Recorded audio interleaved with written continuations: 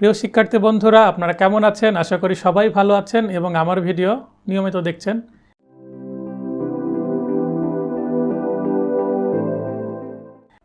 The code of criminal procedure 1898, ফৌজদারি কার্যবিধি 1898 সালের 5 নম্বর আইন। প্রথমে দেখে নেব বিন্যাস। 1. খণ্ড ও ভাগ অনুসারে প্রথম ভাগে 1 থেকে 105 ধারায় প্রাথমিক বিষয়, দ্বিতীয় ভাগে 6 থেকে 41 ফৌজদারি আদালত ও কার্যালয় সমূহের গঠন ও ক্ষমতা, তৃতীয় ভাগ 142 থেকে 105 ধারা সাধারণ বিধানাবলী, চতুর্থ ভাগ 106 থেকে 153 অপরাধ প্রতিরোধ, পঞ্চম ভাগ 154 থেকে 176 পুলিশের নিকট সংবাদ প্রদান এবং পুলিশের তদন্তের অধিকার, ষষ্ঠ ভাগ 177 থেকে 403 সরকারের পক্ষে মামলা পরিচালনা, সপ্তম ভাগ 404 থেকে 442 আপিল, রেফারেন্স এবং রিভিশন, অষ্টম ভাগ 443 থেকে 491 ক বিশেষ কার্যক্রম, নবম ভাগ 492 থেকে 565 পরিপূরক বিধান। এ ছিল প্রথম বিন্যাস। দ্বিতীয় বিন্যাস আর একটু ডিটেল, অধ্যায় ভিত্তিক। আমরা ভাগগুলো দেখলাম। এখন অধ্যায় আছে এই আইনে টোটাল 46টি অধ্যায় আছে। মনে রাখবেন, ফৌজদারি কার্যবিধিতে আছে 46টি অধ্যায়। প্রথম অধ্যায় 1 থেকে 5 পর্যন্ত প্রাথমিক বিষয়, দ্বিতীয় অধ্যায়ে 6 থেকে 27 ফৌজদারি আদালত ও কার্যালয় সমূহের গঠন, তৃতীয় অধ্যায় 28 থেকে 41 আদালত সমূহের ক্ষমতা, চতুর্থ অধ্যায় 42 থেকে 45 এই ধারাতে আছে ম্যাজিস্ট্রেট, পুলিশ ও গ্রেপ্তারকারী ব্যক্তিগণকে সাহায্য ও তথ্য প্রদান, 46 থেকে 67 গ্রেপ্তার, পলায়ন এবং পুনরায় গ্রেপ্তার, 68 থেকে 93 গ উপস্থিত হতে বাধ্য করার ব্যবস্থা, 94 থেকে 105 দলিলসমূহ ও অন্যান্য অস্থাবর সম্পত্তি হাজির করতে এবং বেআইনিভাবে আটক ব্যক্তিকে খুঁজে বের করতে বাধ্য করার ওয়ারেন্ট, অষ্টম অধ্যায় 106 থেকে 126 ক শান্তিরক্ষা ও সদাচরণের জন্য মুচলেকা বা বন্ড, নবম অধ্যায় 127 থেকে 132 বেআইনি সমাবেশ, দশম অধ্যায় 132 ক থেকে 143 গণ উপদ্রব, 11তম অধ্যায় মাত্র একটি ধারা 144 উপদ্রব বা আসন্ন বিপদের জরুরি পরিস্থিতিতে অস্থায়ী আদেশ, 12 অধ্যায় 145 থেকে 148 স্থাবর সম্পত্তি বিষয়ক বিরোধ, 13 অধ্যায় 149 থেকে 153 পুলিশের প্রতিরোধমূলক কার্যক্রম, 154 থেকে 176 আমলযোগ্য ও আমল অযোগ্য অপরাধ, 15 অধ্যায় 177 থেকে 199 খ অনুসন্ধান ও বিচারের ক্ষেত্রে ফৌজদারি আদালতের এখতিয়ার, 16 অধ্যায় 200 থেকে 203 ম্যাজিস্ট্রেটের নিকট অভিযোগ, 17 204 থেকে 205 গ ম্যাজিস্ট্রেটের কার্যক্রম শুরু, 18 206 থেকে 220 দায়রা আদালত ও হাইকোর্ট বিভাগ কর্তৃক বিচার্য মামলার অনুসন্ধান, 19 অধ্যায় 221 থেকে 232 অভিযোগের ফর্ম, 19 অধ্যায়ের 233 থেকে 240 অভিযোগসমূহের সংযুক্তকরণ, 20 অধ্যায় 241 থেকে 250 ম্যাজিস্ট্রেট কর্তৃক মামলার বিচার এবং 250 ধারায় আছে ম্যাজিস্ট্রেট কর্তৃক বিচার্য বিষয় মামলায় এবং 250 ধারা স্পেশালি আছে হচ্ছে এবং 250 বা 250 নম্বর ধারায় ম্যাজিস্ট্রেট কর্তৃক বিচার্য মামলায় তুচ্ছ অভিযোগ, 21 অধ্যায় 251 থেকে 259 বাতিল ম্যাজিস্ট্রেট কর্তৃক ওয়ারেন্ট মামলার বিচার, এই ধারাগুলো বাতিল হয়ে গেছে, 22 260 থেকে 265 সংক্ষিপ্ত বিচার সামারি ট্রায়াল, 23 অধ্যায় 265 ক থেকে 265 ঠ পর্যন্ত দায়রা আদালত কর্তৃক মামলার বিচার, আর 266 থেকে 236 পর্যন্ত বাতিল হয়ে গেছে। 1978 সালের 49 নং অধ্যাদেশ বলে বাতিল করা হয়েছে। 24 অধ্যায় 337 থেকে 352 অনুসন্ধান ও বিচার সম্পর্কে সাধারণ বিধানসমূহ, 25 অধ্যায় 353 থেকে 365 অনুসন্ধান ও বিচারের সময় সাক্ষ্য গ্রহণ এবং লিপিবদ্ধ করার পদ্ধতি। 26 অধ্যায় 336 থেকে 373 রায়।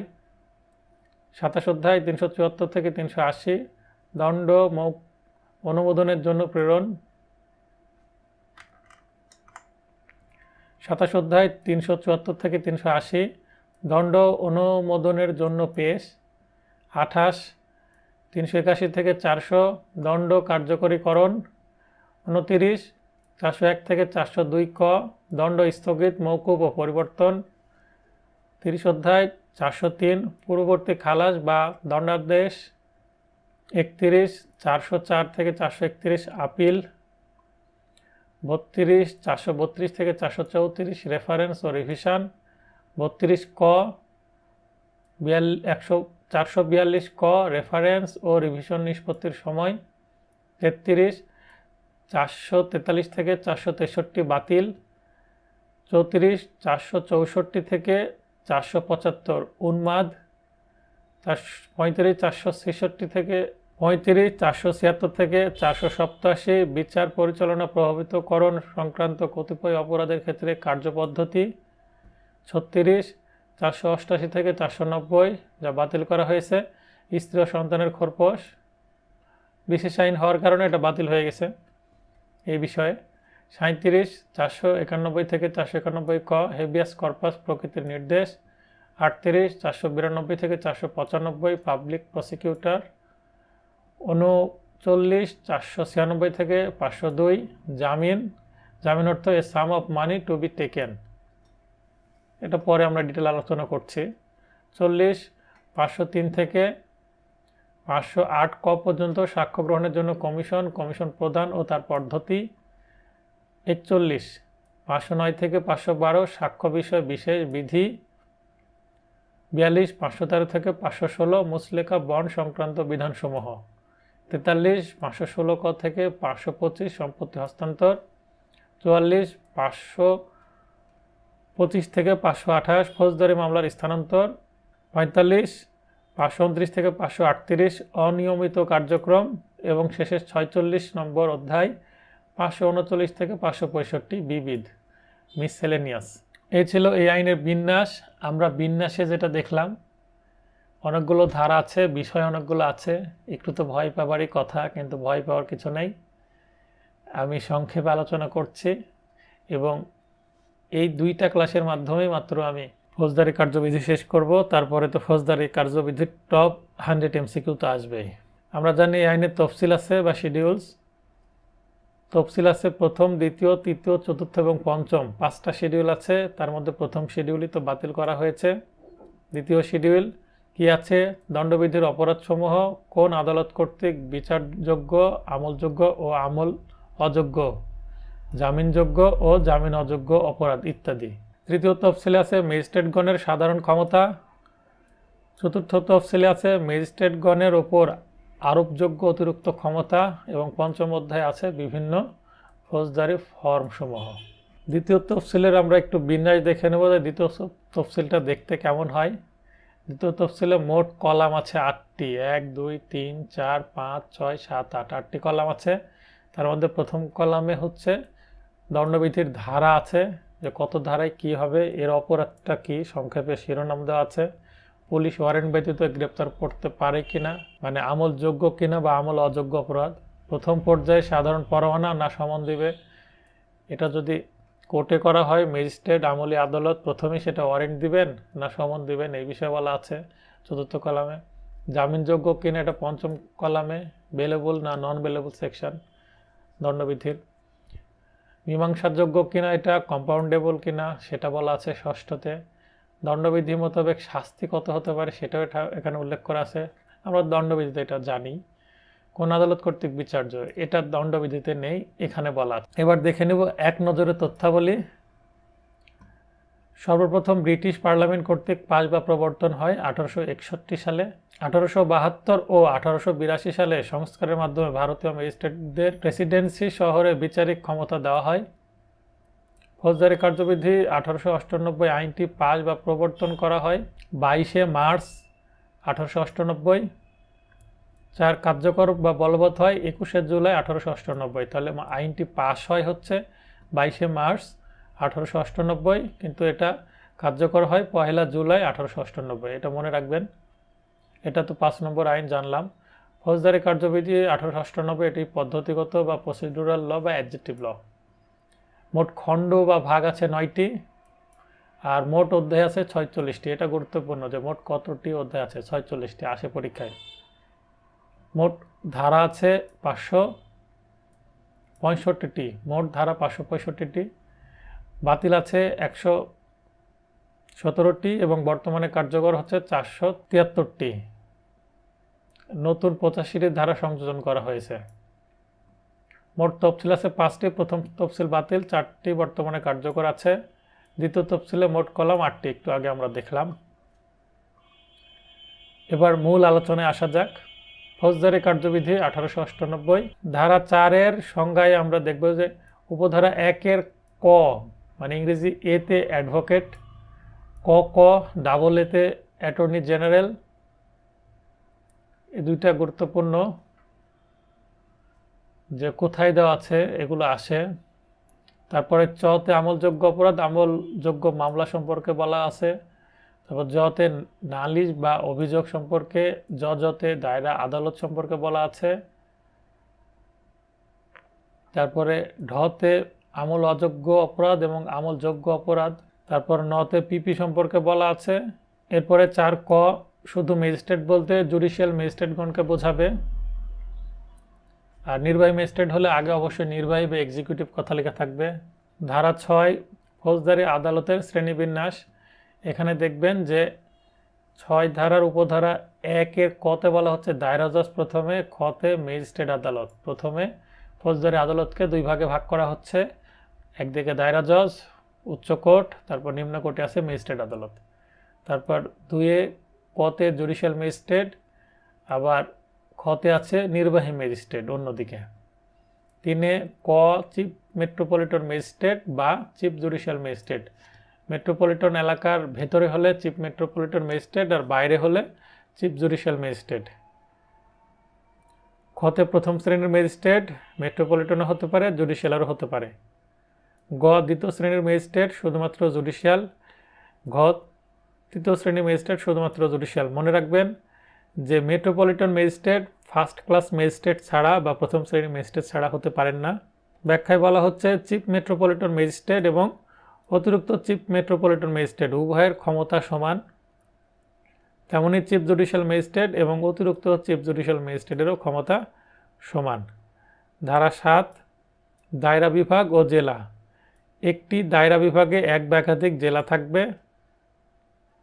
বিভাগ ও জেলার সীমানা সংখ্যা সরকার পরিবর্তন করতে পারবে। পরিবর্তন না হওয়া পর্যন্ত পূর্বেরটি বহাল থাকবে। মহানগর এলাকাও দায়রা বিভাগ হিসেবে পরিগণিত হবে, মানে মহানগর এলাকাতে মহানগর দায়রা থাকবে আর জেলায় থাকবে শুধু দায়রা। ধারা 9 দায়রা আদালত। প্রতিটি দায়রা বিভাগে একটি দায়রা আদালত ও মহানগর এলাকায় মহানগর দায়রা আদালত থাকবে। সরকার গেজেট দ্বারা দায়রার স্থান নির্ধারণ করে দিবেন। অতিরিক্ত দায়রা জজ ও যুগ্ম দায়রা জজ নিয়োগ করবেন।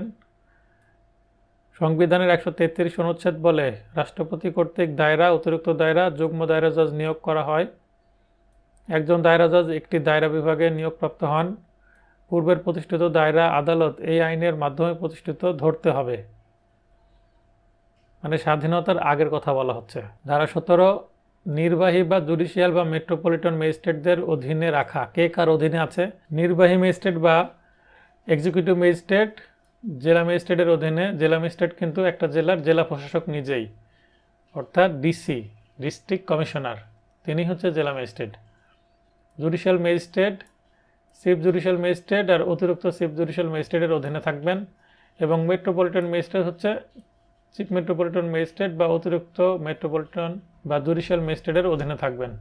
জেএম বলতে জুডিশিয়াল ম্যাজিস্ট্রেট, সিজেএম বলতে চিফ জুডিশিয়াল ম্যাজিস্ট্রেট, এসিজেএম অতিরিক্ত chief judicial magistrate, additional chief judicial magistrate সবাই থাকবে হচ্ছে এসজে মানে সেশন জাজ এর অধীনে, অর্থাৎ দায়রা জজের অধীনে। MM metropolitan magistrate, CMM chief metropolitan magistrate, ACMM অর্থাৎ অ্যাডিশনাল চিফ মেট্রোপলিটন ম্যাজিস্ট্রেট, এরা থাকবে MSJ এর অধীনে। MSJ বলতে মেট্রোপলিটন সেশন জাজ অর্থাৎ মহানগর দায়রা জজ। ধারা 21 CMM এর ক্ষমতা নিম্নবর্ণিত বিষয়সমূহ নিয়ন্ত্রণের জন্য কার্যবিধির সঙ্গে সামঞ্জস্যপূর্ণ বিধিমালা প্রণয়ন, মেট্রোপলিটন ম্যাজিস্ট্রেটগণের মধ্যে কার্যবণ্টন, পরিচালনা ও কর্মপ্রণালী, মেট্রোপলিটন ম্যাজিস্ট্রেটগণের বেঞ্চ গঠন, বেঞ্চসমূহে বসার সময় ও স্থান, মেট্রোপলিটন ম্যাজিস্ট্রেটগণের অধিবেশনে অভিমতের পার্থক্য নিষ্পত্তির পদ্ধতি, এমন অন্য যে কোনো বিষয় প্রণয়ন। 22 মফস্বল এলাকায় জাস্টিস অব দ্য পিচ বলা হয় বাংলাদেশের বাসিন্দাদের, বিদেশি নয়। আর 25 ধারায় বলছে পদাধিকার বলে justice of the peace supreme কোর্টের বিচারপতিগণ সমগ্র বাংলাদেশের ক্ষেত্রে। আর স্ব এলাকায় হচ্ছে সেশন জাজ, CJM, MM অর্থাৎ দায়রা জজ, চিফ জুডিশিয়াল ম্যাজিস্ট্রেট এবং মেট্রোপলিটন ম্যাজিস্ট্রেট। 29 খ কিশোর 15 বছরের কম এর ক্ষেত্রে এখতিয়ার, CJM, CMM বিশেষভাবে ক্ষমতাপ্রাপ্ত ম্যাজিস্ট্রেট কর্তৃক বিচার। 29 গ যে সকল অপরাধ মৃত্যুদণ্ডে দণ্ডিত নয়, সরকার হাইকোর্টের সাথে পরামর্শক্রমে CMM, CJM, ACJM কে মৃত্যুদণ্ডে দণ্ডনীয় নয় এরূপ সকল অপরাধের বিচার করার ক্ষমতা অর্পণ করতে পারবে। আর MM বা যে কোনো প্রথম শ্রেণীর ম্যাজিস্ট্রেটকে মৃত্যুদণ্ডে, যাবজ্জীবন কারাদণ্ড এবং 10 বছরের অধিক কারাদণ্ডে দণ্ডনীয় নয় এরূপ সকল অপরাধের বিচার করার ক্ষমতা অর্পণ করতে পারবে। 31 হাইকোর্ট বিভাগ ও দায়রা জজ কর্তৃক প্রদত্ত দণ্ডসমূহ। হাইকোর্ট বিভাগ আইনে অনুমোদিত যে কোনো দণ্ড দিতে পারবে। দায়রা বা অতিরিক্ত দায়রা আইনে অনুমোদিত যে কোনো দণ্ড মৃত্যুদণ্ডের ক্ষেত্রে হাইকোর্টের অনুমোদন সাপেক্ষে। আর যুগ্ম দায়রা মৃত্যুদণ্ড, যাবজ্জীবন এবং 10 বছরের অধিক কারাদণ্ড ব্যতীত যে কোনো দণ্ড দিতে পারবে, অর্থাৎ 10 বছর পর্যন্ত দিতে হবে, তার উপরে আর যেতে পারবে না। 32 ম্যাজিস্ট্রেটগণ কর্তৃক প্রদত্ত দণ্ডসমূহ। MM প্রথম শ্রেণীর ম্যাজিস্ট্রেট নির্জন অপরাধ সহ 5 বছরের অধিক কারাদণ্ড, 10,000 টাকার অধিক অর্থদণ্ড ব্যতীত যে কোনো দণ্ড বা বেত্রাঘাত। এখানে সংক্ষেপে 5 এবং 10,000 অর্থাৎ 5 বছর 10,000 পর্যন্ত সর্বোচ্চ। দ্বিতীয় শ্রেণীর ম্যাজিস্ট্রেট নির্জন অপরাধ সহ 3 বছরের অধিক কারাদণ্ড, 5,000 টাকার অধিক অর্থদণ্ড ব্যতীত যে কোনো দণ্ড, অর্থাৎ সর্বোচ্চ 3 বছর এবং 5,000 টাকা পর্যন্ত অর্থদণ্ড দিতে পারবেন।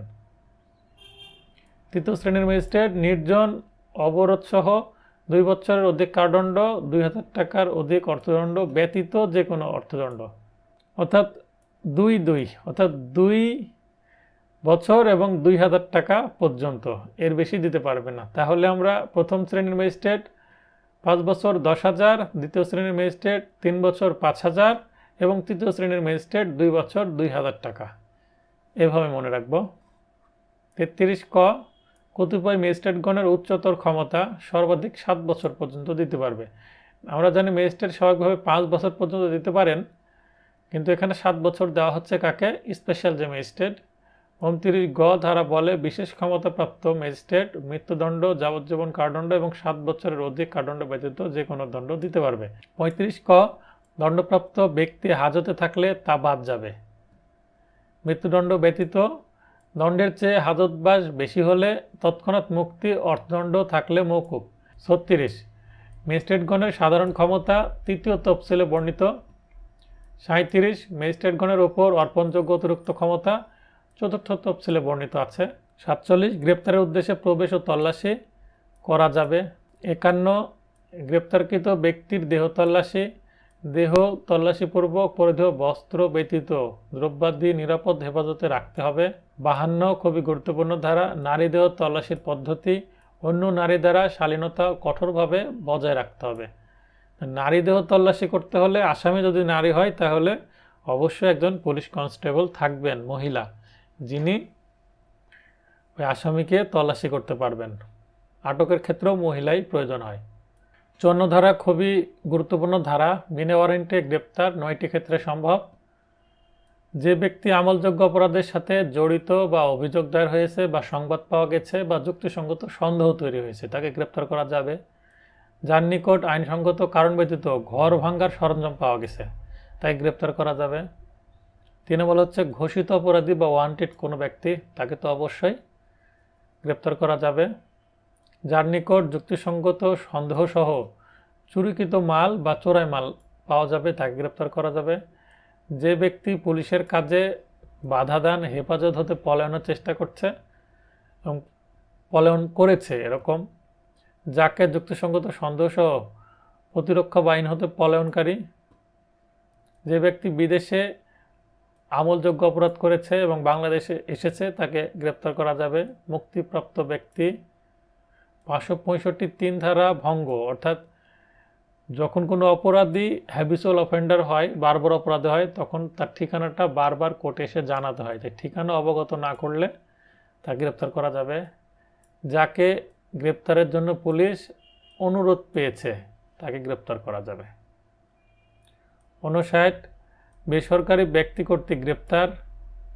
আমলযোগ্য, আমল অযোগ্য অপরাধকৃত ব্যক্তিকে গ্রেপ্তারপূর্বক অবিলম্বে পুলিশে বা থানায় অর্পণ করতে হবে। 59 বেসরকারি ব্যক্তি কর্তৃক গ্রেপ্তার।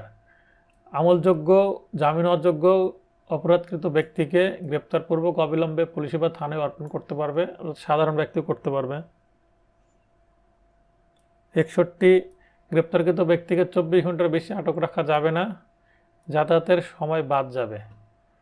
62 গ্রেপ্তারের রিপোর্ট পুলিশ দিবেন, সিএমএম, সিজেএম এর নিকট গ্রেপ্তারের রিপোর্ট প্রদান করতে হবে।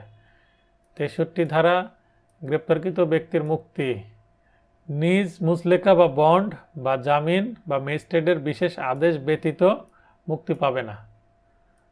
68 সমনের ফর্ম লিখিত হতে হবে, 2 কপি দিতে হবে, সুপ্রিম কোর্ট প্রণীত বিধান মোতাবেক আদালতের প্রিজাইডিং অফিসার কর্তৃক স্বাক্ষরিত ও সিলমোহরকৃত হতে হবে। জারি করবে পুলিশ বা আদালতের অফিসার বা সরকারি কর্মচারী, এনারাই জারি করতে পারবে। 70 তলবী ব্যক্তিকে পাওয়া না গেলে পরিবারের সাবালক পুরুষকে একটি কপি দিয়ে অপরটিতে স্বাক্ষর নিতে হবে, তাহলেই সমন জারি হবে। 71 লটকিয়ে জারি, বাড়ি বা বাসস্থানের প্রকাশ্য স্থানে লটকিয়ে জারি করতে হবে যখন পাওয়া যাচ্ছে না বা গ্রহণ করছে না সেই ক্ষেত্রে। 72 প্রজাতন্ত্রের কর্মচারীর ওপর সমন জারি, সরকারি কর্মচারী অফিসের প্রধান অফিসারের নিকট পৃষ্ঠাঙ্কন সহ এরূপ স্বাক্ষর জারির প্রমাণ। 75 ধারা গ্রেপ্তারি পরোয়ানার ধরন লিখিত স্বাক্ষরিত সিলমোহর করতে হবে, এর স্থায়িত্ব হবে জারিকারী আদালত কর্তৃক বাতিল বা রিকল গ্রহণ না করা পর্যন্ত এবং কার্যকর মানে গ্রেপ্তার না হওয়া পর্যন্ত। 76 আদালত জামানত গ্রহণের জন্য নির্দেশ দিতে পারেন, মুচলেখা বা বন্ড সম্পাদন করে মুক্তি, পৃষ্ঠাঙ্কনে জামিনদারের সংখ্যা, অর্থের পরিমাণ অর্থাৎ কত টাকার বন্ডে জামিন দেওয়া হলো, আদালতে হাজিরার সময় বা তারিখ মানে পরবর্তী ধার্য তারিখ, মুচলেখা আদালতে প্রেরণ। 83 স্থানীয় সীমানার বাইরে নির্বাহী ম্যাজিস্ট্রেট, জেলা পুলিশ সুপার, মহানগর হলে পুলিশ কমিশনার এর নিকট পদাতিক ডাকযোগে প্রেরণ, প্রাপ্ত হয়ে নিজ নাম স্বাক্ষর করবেন। 87 পলাতক ব্যক্তির জন্য হুলিয়া বা ঘোষণাপত্র জারি, সাক্ষ্য গ্রহণের পূর্বে বা পরে ঘোষণার তারিখ হতে 30 দিনের কম নয় সময়ে হাজির হতে হবে। সর্বসাধারণের জন্য যেখানে বসবাস করে সেখানে শোনানো, যেটা ঢাকঢোল পিটিয়ে শোনাতো আগে, লটকানো, উক্ত দিনে হুলিয়া প্রকাশিত বা চূড়ান্ত সাক্ষ্য। 88 পলাতক ব্যক্তির সম্পত্তি ক্রোক, 87 ধারা মোতাবেক পলাতক ব্যক্তির জন্য হুলিয়া বা ঘোষণাপত্র জারির পর তার সম্পত্তি সেটা স্থাবর হোক বা অস্থাবর হোক ক্রোক করা যাবে। আদালতের স্থানীয় এখতিয়ারের মধ্যে যে কোনো সম্পত্তি ক্রয় করা যাবে। স্থানীয় এখতিয়ারের বাইরে হলে উক্ত আদেশ জেলা ম্যাজিস্ট্রেট বা চিফ জুডিশিয়াল ম্যাজিস্ট্রেট বা চিফ মেট্রোপলিটন ম্যাজিস্ট্রেট পৃষ্ঠাক্ষণে ক্রয় করতে হবে। আটক বা রিসিভার নিয়োগ করা যাবে। রাজস্ব প্রদানকারী জমি ক্রয় করা হলে জেলার কালেক্টর মারফত ক্রয় করতে হবে। জীবন্ত প্রাণী বা সহজে নষ্ট হয় এমন বস্তু হলে অবিলম্বে তা বিক্রয় করতে হবে এবং টাকা আদালতের দায়িত্বে থাকবে বা আদালত প্রয়োজনে আদেশ দিবেন। 6 কয়ে বলছে পলাতক ব্যক্তি ব্যতীত ভুলক্রমে অন্য ব্যক্তির সম্পত্তি ক্রয় করা হলে অন্য ব্যক্তিকে 6 মাসের মধ্যে সত্য দাবি করতে হবে যে আমার সম্পত্তি ভুলক্রমে ক্রয় করেছে, তাহলে তাকে 6 মাসের মধ্যে আসতে হবে। 6 ক অনুসারে দাবির পর আদেশ হলে আদেশের তারিখ হতে 1 বছরের মধ্যে মামলা রুজু করতে পারবে। হুলিয়া জারিকৃত ব্যক্তি 6 মাসের মধ্যে উপস্থিত না হলে, অর্থাৎ অন্য ব্যক্তি যদি কেউ বা দাবি না করলে প্রকৃত সম্পত্তি সরকারের এখতিয়ারভুক্ত হয়ে যাবে। 93 গ বিদেশ থেকে প্রাপ্ত পরোয়ানা বাংলাদেশে জারি বা কার্যকরীকরণ সমন বা পরোয়ানার মতোই জারি করা যাবে। 96 তল্লাশি পরোয়ানা যখন জারি করা যাবে, সার্চ ওয়ারেন্ট যেটা, যখন আদালতের বিশ্বাস করার কারণ থাকে যে সমনে দলিল বা বস্তু হাজির করবে না, কার জিম্মায় আছে জানা যায় না, তল্লাশিতেই সমাধা হবে, তার বা ডাক কর্তৃপক্ষের ক্ষেত্রে সার্চ ওয়ারেন্ট ইস্যু করতে পারবেন district magistrate, chief judicial magistrate CMM অর্থাৎ চিফ মেট্রোপলিটন ম্যাজিস্ট্রেট। 98 খুবই গুরুত্বপূর্ণ ধারা, বাড়ি তল্লাশি। চোরাই মাল, অশ্লীল বস্তু, জাল দলিল আছে মর্মে সন্দেহ হলে কনস্টেবল পদের উপরস্থ কোনো ব্যক্তি, কনস্টেবল পারবেন না, তার উপরের প্রবেশ করবে, তল্লাশি করবে, দখল গ্রহণ করবে। সেই সম্পত্তি যদি পায়, কি পায়, চোরাই মাল বা অশ্লীল বস্তু, জাল দলিল, জাল টাকা, এগুলো ম্যাজিস্ট্রেটের নিকট প্রেরণ, পাহারা, নিরাপদ স্থানে রাখা। ম্যাজিস্ট্রেটের নিকট যত তাড়াতাড়ি সম্ভব প্রেরণ করতে হবে। যদি প্রেরণ করা সম্ভব না হয়, যদি রাতে হয়, তাহলে পাহারা দিয়ে রাখতে হবে বা নিরাপদ স্থানে সরিয়ে রাখতে হবে। উপস্থিত বা জড়িত ব্যক্তিদের গ্রেপ্তার করতে হবে, মানে এই কাজের জন্য যারা জড়িত আছে ম্যাজিস্ট্রেটের নিকট নিয়ে যেতে হবে তাদেরকে। এই ধারায় আরো বলছে জাল মুদ্রা, জাল সন্দেহ যন্ত্রপাতি প্রযোজ্য হবে। ধাতু প্রতীক আইন 1889 কাস্টমস অ্যাক্ট ধারা 16 তৈরি বা আনিত বা বিলি বন্টন যন্ত্রপাতি সবকিছুই এই ধারা মতে অপরাধ হবে। 100 ধারা খুবই ইম্পর্টেন্ট একটি ধারা। বেআইনিভাবে আটক ব্যক্তির জন্য তল্লাশির আবেদন কোর্টে সাধারণত বউ উদ্ধার এর মামলা নামে পরিচিত। বউ যদি বাপের বাড়ি গিয়ে আর না আসে বা অন্য কোনো জায়গায় থাকে, সংসার করতে না চায়, সাধারণত স্বামী এই মামলাটি করে থাকেন 100 ধারায় ফৌজদারি কার্যবিধির। তাই আমরা মজা করে বউ উদ্ধারে মামলা করি বা মামলা বলি। মেট্রোপলিটন ম্যাজিস্ট্রেট, জুডিশিয়াল ম্যাজিস্ট্রেট বা ফার্স্ট ক্লাস বা এক্সিকিউটিভ ম্যাজিস্ট্রেট এর নিকট আবেদন করতে হবে। যার নিকট আবেদন করা হয়েছে তার নিকটই ব্যক্তিটিকে হাজির করতে হবে। 100 ধারা একটা মজার বিষয়, আমাদের রাজশাহীতে শুধুমাত্র এক্সিকিউটিভ ম্যাজিস্ট্রেট বা নির্বাহী ম্যাজিস্ট্রেটের কাছে এই মামলাটির আবেদন করার একটা প্র্যাকটিস চলছে, কিন্তু আইনে আছে মেট্রোপলিটন ম্যাজিস্ট্রেট বা জুডিশিয়াল ম্যাজিস্ট্রেটের কাছেও আবেদন করা যাবে, কিন্তু আমাদের বাস্তবে প্র্যাকটিস নেই এটার। 107 অন্যান্য ক্ষেত্রে শান্তিরক্ষার মুচলেকা বা বন্ড। ডিস্ট্রিক্ট ম্যাজিস্ট্রেট বা এক্সিকিউটিভ ম্যাজিস্ট্রেট আদালতে কারণ দর্শানোপূর্বক 1 বছরের বেশি নয়। এক্সিকিউটিভ ম্যাজিস্ট্রেট এর স্থানীয় সীমানার বাইরে হলে ডিস্ট্রিক্ট ম্যাজিস্ট্রেট কর্তৃক, আর গ্রেপ্তার হবে, আটক রাখাও যাবে। 127 ম্যাজিস্ট্রেট বা পুলিশ অফিসারের আদেশে সমাবেশ ছত্রভঙ্গকরণ। এক্সিকিউটিভ ম্যাজিস্ট্রেট বা থানার ওসি, অফিসার ইনচার্জ এর আদেশক্রমে 5 বা ততোধিক ব্যক্তির সমাবেশ ছত্রভঙ্গ। আমরা জানি অবৈধ সমাবেশ 5 বা ততোধিক ব্যক্তির প্রয়োজন হয় একটি সাধারণ উদ্দেশ্য নিয়ে কোনো জায়গায় জমায়েত হয়ে কোনো অন্যায় করার প্রবণতা করছে এরকম। 129 সামরিক শক্তি প্রয়োগ। সমাবেশ ছত্রভঙ্গকরণে প্রয়োজনে সর্বোচ্চ পদের এক্সিকিউটিভ ম্যাজিস্ট্রেট মেট্রোপলিটন এলাকায় পুলিশ কমিশনারের আদেশক্রমে। তাহলে জেলায় এলাকায় হচ্ছে এক্সিকিউটিভ ম্যাজিস্ট্রেট, নির্বাহী ম্যাজিস্ট্রেট এই সামরিক শক্তি প্রয়োগের অর্থাৎ ফায়ার করার বা লাঠিচার্জ করার বা দাঙ্গা ভঙ্গ করার কি আদেশ দিতে পারবেন, বা রাবার বুলেট প্রয়োগ করার। আর মেট্রোপলিটন এলাকায় অবশ্যই এটা করবেন কে? পুলিশ কমিশনারের আদেশক্রমে হবে। 144 খুবই গুরুত্বপূর্ণ ধারা, প্রতিনিয়ত কোর্টে মামলা হয় এটা নিয়ে। উপদ্রব, আসন্ন বিপদের জরুরি পরিস্থিতিতে অস্থায়ী আদেশ জারি, জরুরি অবস্থা বা কারফিউ ঘোষণা। ডিস্ট্রিক্ট ম্যাজিস্ট্রেট বা এক্সিকিউটিভ ম্যাজিস্ট্রেট সরকার কর্তৃক বিশেষ ক্ষমতাপ্রাপ্ত। 134 ধারা মোতাবেক লিখিত আদেশ জারি। জরুরি পরিস্থিতিতে একতরফা আদেশ, একতরফা বলতে কোনো শুনানি ছাড়াই আদেশ জারি করে দেবে ডিরেক্ট। কোনো বিশেষ ব্যক্তি বা বিশেষ স্থানে যাতায়াতকারী বা সফরকারীর প্রতি ম্যাজিস্ট্রেট স্বতঃপ্রবৃত্ত হয়ে ক্ষতিগ্রস্ত ব্যক্তির আদেশক্রমে নিজে বা অধীনস্থ ম্যাজিস্ট্রেট পূর্ববর্তী ম্যাজিস্ট্রেটগণের আদেশ বাতিল বা পরিবর্তনের ক্ষমতা রাখেন। শীঘ্র কারণ দর্শানোর নোটিশ ব্যক্তিগতভাবে বা উকিলের মারফত উপস্থিত হয়ে কারণ দর্শানো সম্পূর্ণ বা আংশিক বাতিল হতে পারে। সরকারি গেজেটে বিজ্ঞপ্তি ব্যতীত আদেশটি 2 মাসের অধিক স্থায়ী হবে না। এই ধারার বিধানসমূহ মেট্রোপলিটন এলাকায় প্রযোজ্য নয়। মনে রাখবেন যে 144 ধারার যে বিধান সেটা মেট্রোপলিটন এলাকায় প্রযোজ্য নয়। মেট্রোপলিটন এলাকায় পুলিশ কমিশনার এমন আদেশ জারি করতে পারে: জমি বা প্রভৃতি সংক্রান্ত বিরোধের ফলে শান্তি ভঙ্গ হলে, যেটাকে শান্তি ভঙ্গের আশঙ্কা তৈরি হলে এই ধারাটি প্রযোজ্য। এই বিষয়ে ল্যান্ড বিষয়ে, স্থাবর সম্পত্তি বিষয়ে। ডিস্ট্রিক্ট ম্যাজিস্ট্রেট বা এক্সিকিউটিভ ম্যাজিস্ট্রেট সরকার কর্তৃক বিশেষ ক্ষমতাপ্রাপ্ত, লিখিত দাবি পেশ করতে লিখিত আদেশ দান।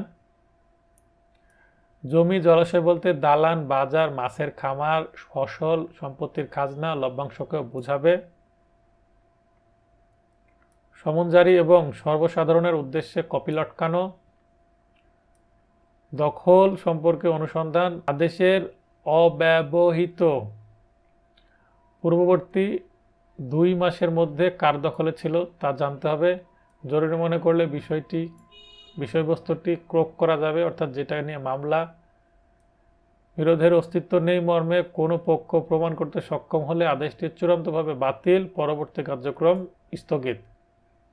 আইনসঙ্গতভাবে উচ্ছেদ না হওয়া পর্যন্ত দখল বহাল থাকবে। পক্ষের মৃত্যুতে আইনসম্মত প্রতিনিধি পক্ষভুক্ত হবে।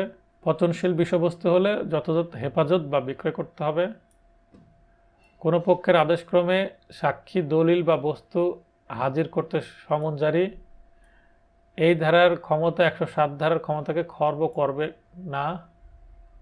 146 বিরোধীয় বিষয়বস্তু ক্রোক করা ক্ষমতা। কোনো পক্ষ দখলে ছিল না, কে ছিল তা বোঝা যায় না, তবে তা ম্যাজিস্ট্রেট ক্রোক করবেন। শর্ত: যদি শান্তিভঙ্গের আশঙ্কা না থাকে ক্রোক প্রত্যাহার করতে হবে। রিসিভার নিয়োগ করলে অব্যাহতি দেওয়া হবে। এবং 154 আমলযোগ্য মামলার ক্ষেত্রে সংবাদ বা এজাহার। 154 ধারা এজাহার দাখিল করা হয়, যেটা আমরা জিআর মামলা বলি, জেনারেল রেজিস্টার কেস। ওসির নিকট বা থানার ভারপ্রাপ্ত কর্মকর্তা, অফিসার ইনচার্জের নিকট মৌখিক বা লিখিত সংবাদ দিলে, মৌখিক হলে ওসি কর্তৃক, মানে ওসি নিজেই লিখবেন বা তার নির্দেশে লিখিত হবে। সংবাদদাতাকে পড়ে শোনাতে হবে এবং সংবাদদাতা কর্তৃক স্বাক্ষর করতে হবে।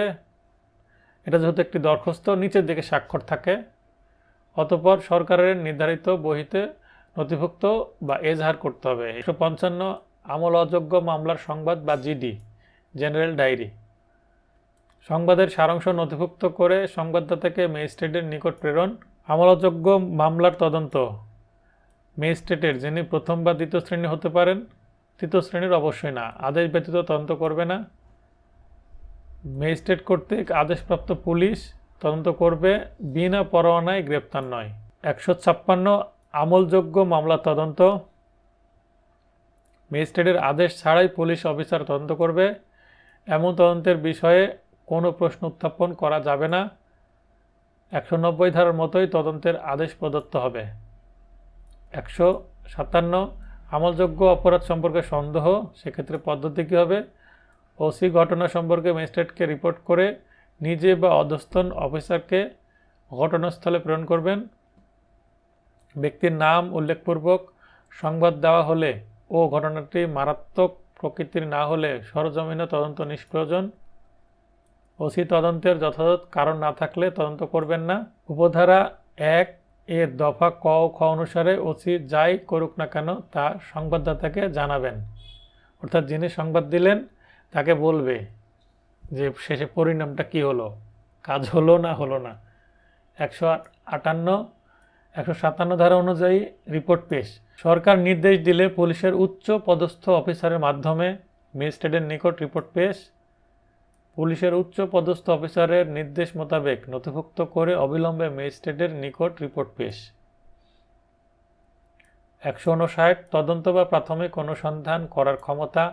এরূপ রিপোর্ট পেয়ে ম্যাজিস্ট্রেট তদন্ত প্রাথমিক অনুসন্ধানের নির্দেশ দিতে পারবেন। এই কার্যবিধিতে বর্ণিত অন্য কোনো ব্যবস্থা নিজে গ্রহণ বা অধস্তন ম্যাজিস্ট্রেট কর্তৃক গ্রহণের দায়িত্ব অর্পণ করবেন। 160 সাক্ষীগণের হাজিরা নিশ্চিত করতে পুলিশ অফিসারের ক্ষমতা।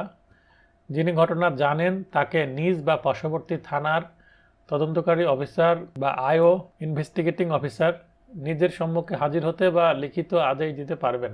161 ধারা পুলিশ কর্তৃক সাক্ষী পরীক্ষা। তদন্তকারী পুলিশ অফিসার বা ইনভেস্টিগেটিং অফিসার আইও যারা ঘটনার তথ্য ও পরিস্থিতির সাথে পরিচিত অর্থাৎ সাক্ষীরা তাদের মৌখিকভাবে পরীক্ষা করবেন। ঘটনার সংশ্লিষ্ট সমস্ত প্রশ্নের জবাব দিতে সাক্ষী কিন্তু বাধ্য, কিন্তু যে প্রশ্নের জবাব দিলে সে নিজে ফৌজদারি দোষারোপে বা দণ্ডে বা বাজেয়াপ্তিতে জড়িত হবে, মানে নিজে অপরাধী হয়ে যাবে, উক্ত প্রশ্নের জবাব দিতে সাক্ষী বাধ্য নয়। প্রত্যেক বিবৃতি পৃথক ও সত্য রেকর্ড লিপিবদ্ধপূর্বক প্রণয়ন করতে হবে। 162 পুলিশের নিকট প্রদত্ত বিবৃতিতে স্বাক্ষর করতে হবে না। সাক্ষ্য হিসাবে এরূপ বিবৃতির ব্যবহার সাক্ষ্য হিসেবে ব্যবহার হবে না। নকল আসামিকে প্রদান করা যাবে সাক্ষ্য আইন 145 ধারা অনুসারে। সাক্ষ্য দানকালে উক্ত বিবৃতির বৈপরীত্য দেখা দিলে জেরাও পুনর্জবানবন্দি চলবে। অপ্রাসঙ্গিক বা অনাবশ্যক জনস্বার্থ পরিপন্থী অংশের নকল আসামিকে প্রদান করবে না। নকল দেওয়া যাবে কিন্তু কিছু শর্ত আছে, এই শর্ত অনুসারে। এই ধারা সাক্ষ্য আইনের 32(1) ধারার ক্ষেত্রে প্রযোজ্য নয়। 27 ধারার বিধানকে প্রভাবিত করবে না। 163 কোনো প্রলোভন দেখানো যাবে না। পুলিশের অফিসার সাক্ষ্য আইনের 24 ধারায় উল্লেখিত প্রলোভন, হুমকি, প্রতিশ্রুতি দিবেন না। তদন্তকালে কেউ স্বেচ্ছায় বিবৃতি দিতে চাইলে বারণ করবেন না। 164 ধারা খুবই ইম্পর্টেন্ট একটি ধারা। স্বীকারোক্তি ও বিবৃতি জবানবন্দি নথিভুক্তিকরণের ক্ষমতা। কে এই স্বীকারোক্তিটা নিবে? দোষ স্বীকার। মেট্রোপলিটন ম্যাজিস্ট্রেট বা জুডিশিয়াল ম্যাজিস্ট্রেট হলে সেটা অবশ্যই ফার্স্ট ক্লাস বা প্রথম শ্রেণীর ম্যাজিস্ট্রেট হতে হবে, বা সরকার কর্তৃক ক্ষমতাপ্রাপ্ত জুডিশিয়াল ম্যাজিস্ট্রেট যিনি সেকেন্ড ক্লাস হলেও চলবে। পুলিশ ব্যতীত, পুলিশ তো অবশ্যই এই জবানবন্দি নিতে পারবে না।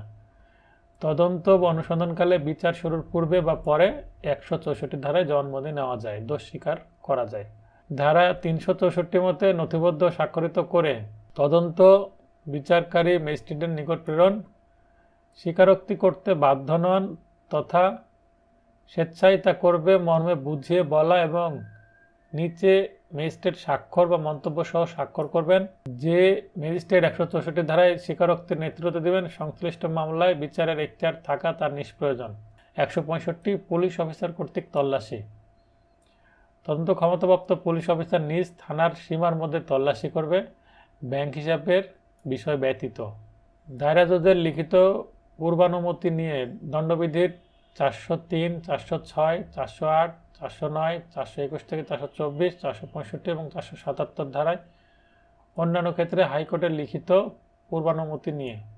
তো এই ধারাগুলো হলে দায়রা জজের অনুমতি নিতে হবে, আর অন্যান্য ক্ষেত্রে হাইকোর্টের অনুমতি নিতে হবে। কিসের জন্যে? তল্লাশি করার জন্যে। সম্ভব হলে ব্যক্তিগতভাবে নিজের তল্লাশি পরিচালনা করতে হবে, কারণ লিপিবদ্ধপূর্বক অধস্তন অফিসারকে দায়িত্ব অর্পণ করা যাবে। তল্লাশি পরোয়ানা এই ধারার সাথে 102 ও 103 ধারার বিধানও প্রযোজ্য হবে। তল্লাশি বিষয়ে দলিলের কপি অবিলম্বে ম্যাজিস্ট্রেটের নিকট প্রেরণ। স্থানের মালিক চাইলে তাকেও কপি প্রদান করা যাবে। বিশেষ কারণ ব্যতীত কপির জন্য খরচা দিতে হবে। 166 ওসি কর্তৃক অন্যের দ্বারা তল্লাশি পরোয়ানা জারির অনুরোধ। অন্য থানার সীমানায় নিজ জেলা বা অন্য জেলাতেও হতে পারে। 165 ধারা মতে তল্লাশিপূর্বক অনুরোধকারী ওসির নিকট আলামত প্রেরণ। আলামত কি? আলামত কি? ঘটনা যেখানে ঘটে, ঘটনার সাথে জড়িত, সম্পর্কিত, রিলেটেড কোনো জিনিসপত্রই হচ্ছে আলামত।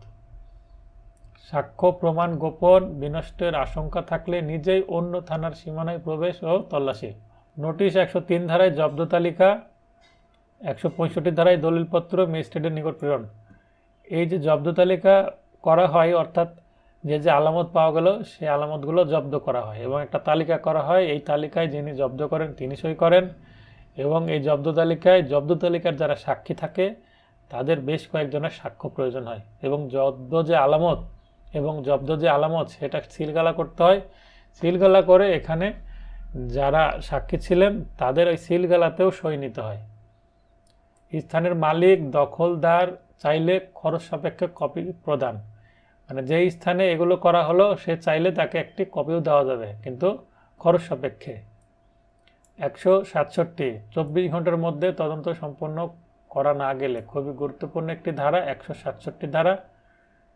উপধারা 1 বলা হচ্ছে নকল সহ আসামিকে জুডিশিয়াল ম্যাজিস্ট্রেটের নিকট প্রেরণ, অর্থাৎ মামলা রেডি, এই মামলাটা কোথায় চলে যাবে? কোর্টে চলে যাবে। রিমান্ড, ম্যাজিস্ট্রেট উক্ত মামলার বিচার করার অধিক্ষেত্রের বাইরে হলেও বিবেচনা মতো আসামিকে পুলিশ হেফাজতে প্রেরণ করবেন, অর্থাৎ পুলিশ আসামিকে গ্রেপ্তার করে কোর্টে চালান দিলেন, অর্থাৎ ম্যাজিস্ট্রেটের নিকট বুঝিয়ে দিলেন। ম্যাজিস্ট্রেট সেটা বুঝে নিয়ে তাকে হয় জামিন দিবেন, না হলে জুডিশিয়াল কাস্টাডি অর্থাৎ হাজতে পাঠিয়ে দিবেন। এখন এই মামলা সংক্রান্ত কোনো কিছু জিজ্ঞাসাবাদ করা হয়, পুলিশ যদি চায় যে এটা আমাদের কাস্টাডিতে দেন, আমরা আরও এদেরকে জিজ্ঞাসাবাদ করব আসামিকে, সেক্ষেত্রে ম্যাজিস্ট্রেটের কাছে আবেদন করলে ম্যাজিস্ট্রেট যদি তার আবেদন মঞ্জুর করে সেক্ষেত্রে 1 দিন 2 দিন 3 দিন 4 দিন 5 দিন 7 দিন যতদিন খুশি ম্যাজিস্ট্রেট প্রয়োজনীয় সংখ্যক রিমান্ড দিতে পারেন সন্তুষ্টি সাপেক্ষে। এটা হচ্ছে রিমান্ড। রিমান্ড আসলে যখন পুলিশ আসামিকে ম্যাজিস্ট্রেটকে বুঝিয়ে দিলেন 24 ঘন্টার মধ্যে, বুঝিয়ে দেওয়ার পরে আবার এই আসামিকে যদি চায় ম্যাজিস্ট্রেটের কাছে যে আমাকে দেন, আমি কিছু জিজ্ঞাসাবাদ করতে চাই মামলা সংক্রান্ত, সেই ক্ষেত্রে এই যে ফেরত দেওয়া সেটাই হচ্ছে রিমান্ড। এই সর্বমোট 15 দিনের অধিক নয়, অর্থাৎ 15 দিন দেওয়া যাবে, ম্যাক্সিমাম 15 দিন, 15 দিনের বেশি রিমান্ড দেওয়া যায় না। এমন আটক বা রিমান্ড প্রয়োজন না হলে অধিক্ষেত্র সম্পূর্ণ ম্যাজিস্ট্রেটের নিকট প্রেরণ। রিমান্ড মঞ্জুর ক্ষমতাপ্রাপ্ত নন এমন দ্বিতীয় বা তৃতীয় শ্রেণীর ম্যাজিস্ট্রেট ব্যতীত রিমান্ডের কারণ লিপিবদ্ধ করতে হবে। সিএমএম বা সিজেএম এর নিকট রিমান্ড আবেদনের নকল প্রেরণ করতে হবে। সিজেএম বা সিএমএম আদেশ দিলে সেশন জাজ বা মেট্রোপলিটন সেশন জাজ, দায়রা জাজ বা মহানগর দায়রা জাজ এর নিকট রিমান্ড আবেদনের নকল প্রেরণ করতে হবে। 120 দিনের মধ্যে তদন্ত পরিসমাপ্ত না হলে, মনে রাখবেন 120 দিন অর্থাৎ 4 মাস, এই 4 মাসের মধ্যে যদি তদন্ত সমাপ্ত না হয় তাহলে কতে বলছে মৃত্যুদণ্ড বা যাবজ্জীবন বা অনধিক 10 বছরের দণ্ডনীয় অপরাধ না হলে, মানে এরকম অপরাধ করছে যা মৃত্যুদণ্ড বা যাবজ্জীবন কারাদণ্ড বা অনধিক 10 বছরের জেল হতে পারে, এরকম যদি না হয় সেক্ষেত্রে ম্যাজিস্ট্রেট আসামিকে জামিনে মুক্তি দিবেন, ম্যাজিস্ট্রেটই দিবেন, দায়রা জজের কাছে বা উচ্চ আদালতে যাওয়ার দরকার নেই। আর মৃত্যুদণ্ড, যাবজ্জীবন কারাদণ্ড বা অনধিক 10 বছরে দণ্ডনীয় অপরাধ হলে, অপরাধটা একটু গুরুতর হলে দায়রা জজ আসামিকে জামিনে মুক্তি দিবেন। আমরা সাধারণত এটাকে মিস কেস বলে থাকি। ম্যাজিস্ট্রেট বা দায়রা জজ আসামিকে জামিনে মুক্তি না দিলে কারণ লিপিবদ্ধ করবেন কেন মুক্তি দেওয়া হলো না। দণ্ডবিধির 400 এবং 401 দস্যুতা ধারার অপরাধের তদন্তের ক্ষেত্রে উপধারা 5 প্রযোজ্য নয়। দস্যু হলে 120 দিন পার হয়ে গেলেও জামিন দিবেন না, সেটা বোঝাচ্ছে। 168 ধারা অধস্তন পুলিশ অফিসার কর্তৃক তদন্তের রিপোর্ট বা প্রতিবেদন ফলাফল সম্পর্কে ওসিকে রিপোর্ট পূর্বক পেশ করবেন। কোথায়? ওসিকে রিপোর্ট করবেন প্রথমে, তারপরে পেশ করবেন কোথায়? কোর্টে, মানে ম্যাজিস্ট্রেটের কাছে। 169 সাক্ষ্য প্রমাণ অপর্যাপ্ত হলে অভিযুক্ত ব্যক্তির মুক্তি, জামিনদার সহ বা ছাড়া বন্ড সম্পাদনপূর্বক মুক্তি পুলিশ কর্তৃক অথবা বিচারের জন্য ম্যাজিস্ট্রেটের নিকট প্রেরণ করতে হবে। 170 সাক্ষ্য প্রমাণ পর্যাপ্ত হলে মামলা ম্যাজিস্ট্রেটের নিকট প্রেরণ। সে জামিনযোগ্য অপরাধে আসামি জামিন দিতে সমর্থ হলে নিয়মিত হাজিরা শর্তে জামিনে মুক্তি।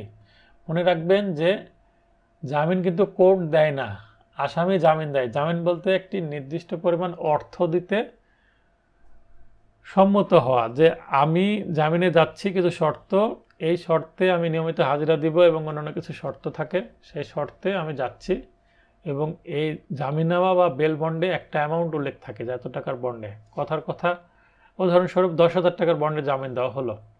এখন এই জামিননামার যে কপি সেটা পড়ে দেখবেন যে ফর্মে লেখা থাকে যে এই যদি আমি শর্ত ভঙ্গ করি তাহলে আমি এত টাকা কোর্টে দিতে বাধ্য থাকব। তাই জামিনটা দিতে হয়। কে দেয়? আসামি দেয়। কোর্ট জামিন নেন এবং আসামিকে জামিনে মুক্তি দেন।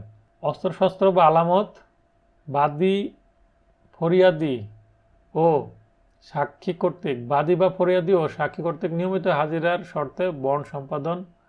বন্ডে বিচারিক আদালত অন্তর্ভুক্ত হবে। মূল বন্ডটি ম্যাজিস্ট্রেটের নিকট প্রেরণ। 171 বাদী ও সাক্ষীদেরকে পুলিশের সাথে যেতে বলা যাবে না। আদালতে যাওয়ার সময় পুলিশের সাথে যেতে বলা যাবে না, কিন্তু অবাধ্য বাদী বা সাক্ষীকে আটক করে চালান দেওয়া যাবে। শুনানিকালে বাদী ও সাক্ষীকে হাজির করা পুলিশের দায়িত্ব।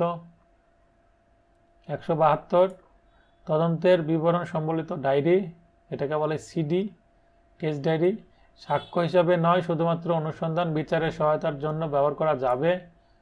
আসামি, সাক্ষী বা উকিল উক্ত ডায়েরি চেয়ে পাঠাতে পারেন না। মানে আসামি বা সাক্ষী বা উকিল এই ডায়েরি কোনোভাবে নিতে পারেন না, সার্টিফাইড কপি নিতে পারেন না। ডায়েরি প্রণয়নকারী বা আইও জবানবন্দি প্রদানকালে দেখে স্মৃতি পুনরুজ্জীবিত করতে পারবে না, অর্থাৎ দেখে ডায়েরি দেখে সাক্ষী দিতে পারবে। 173 পুলিশ অফিসারের রিপোর্ট বা পিআর, পুলিশ রিপোর্ট ওসি পেশ করবেন সরকার কর্তৃক নির্ধারিত ফর্মে। পক্ষসমূহের নাম থাকবে। 158 ধারার নিয়োগকৃত হলে সে পেশ করবে, অর্থাৎ 158 ধারায় যদি অন্য কেউ হয়, ওসি না হয়, সেক্ষেত্রে সেই পেশ করবে, সেই রেডি করবে। কিন্তু ওসিকে অবশ্যই আগে দেখাবে, ওসির সই থাকবে, ওসি ফরওয়ার্ড করবেন। পুলিশ মুচলেকায় মুক্তি দিলে ম্যাজিস্ট্রেট রহিত করতে পারে। পুলিশ বন্ড নিয়ে বা মুচলেকায় মুক্তি দিয়েছে, সেই আদেশ ম্যাজিস্ট্রেট বাতিল করে তাকে আবার গ্রেপ্তারের জন্য নির্দেশ দিতে পারে। 161 ধারায় লিখিত বিবৃতি থাকবে, আসামি পক্ষ নকল পাবে।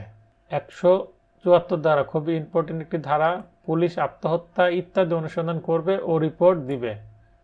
ওসি বা ক্ষমতাপ্রাপ্ত পুলিশ অফিসার সংবাদ বা অপরাধ বা সুরতহাল তদন্তের ক্ষমতাপ্রাপ্ত ম্যাজিস্ট্রেটকে জানিয়ে নিকটবর্তী 2 বা ততোধিক সম্ভ্রান্ত ব্যক্তির উপস্থিতিতে তদন্ত করবে।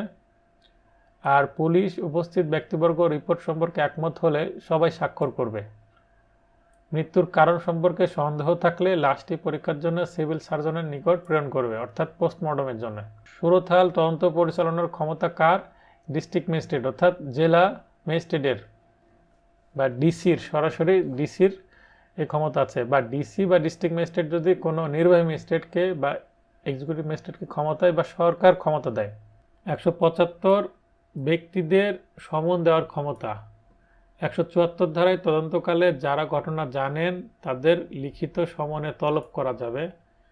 হাজির ও সমস্ত প্রশ্নের জবাব দিতে তারা বাধ্য, কিন্তু নিজেকে অপরাধে জড়াবে এমন প্রশ্নের জবাব দিতে তারা বাধ্য নয়।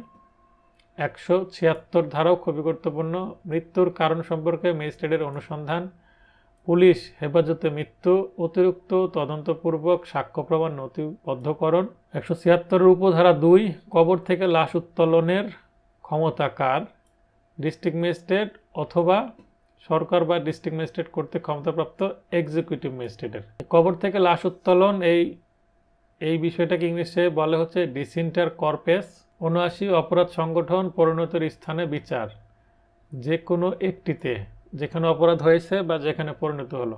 182 অপরাধের স্থান অনিশ্চিত, অবিরাম বা একাধিক কার্যের সমষ্টি, এলাকাসমূহের যে কোনো একটিতে। ট্রেনের মধ্যে কোনো অপরাধ সংঘটিত হচ্ছে, ট্রেন তো এক থানা থেকে অন্য থানার মধ্যে অবিরাম চলছে। 188 বাংলাদেশের বাইরে বাংলাদেশের নাগরিক কর্তৃক কৃত অপরাধের দায়িত্ব। বাংলাদেশের যে স্থানে তাকে পাওয়া যাবে, যে স্থানে অপরাধ করেছে মর্মে গণ্য হবে। শর্ত সরকারের অনুমতি সাপেক্ষে অনুসন্ধান, একই ব্যক্তির বিরুদ্ধে একই অপরাধের জন্য গৃহীত পদক্ষেপ বৈসমর্পণ আইন 1974 দ্বারা প্রতিবন্ধক হবে। বলে আপনাদের বার পরীক্ষার প্রতি শুভকামনা জানিয়ে শেষ করছি। ধন্যবাদ সবাইকে।